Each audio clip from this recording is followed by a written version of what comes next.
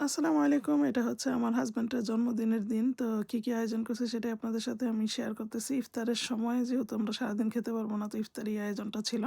তো এই তো দেখেন আমি নিজের হাতে রান্না করছি কাচ্চি।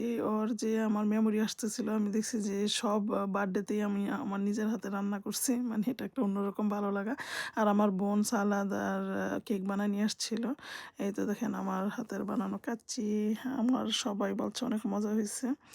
তো আমরা কেক আনার কোনো ইচ্ছাই ছিল না। আমার ছেলেরা বলছে যে, "বাবা তো বুড়া হয় নাই, বাবার তো নাতি-নাতনি হয় নাই। তো আমার বাবার কেন কেক নিয়ে আসবো না?" তো নানাকে বলে এই কেকটা নিয়ে আসছে আমার ছেলেরা। আমি একদমই কেক আনার ইচ্ছা ছিল না। রমজান মাসে কেক মানে খাওয়ার মানুষ নাই। তো এই তো দেখেন, তো আমার ছেলেরা তার বাবার জন্য কেক নিয়ে আসছে।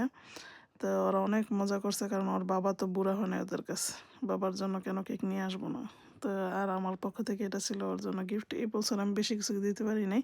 কারণ রমজানে আমার বের হইতেই ভালো লাগে না। আর এটা হচ্ছে আমার ছেলে বানাইছে ওর আব্বুর জন্য কার্ড। এখনো শেষ হয় নাই। তো আমি বলছি, "দাও একটু ভিডিও করি।" তুমি পরে শেষ কইরো। ফ্যামিলি মানে ওর বাবার জন্মদিন যেদিন ছিল, ডেট সবকিছু। তো আলহামদুলিল্লাহ সবকিছু মিলে ভালোই দিন কাটছে।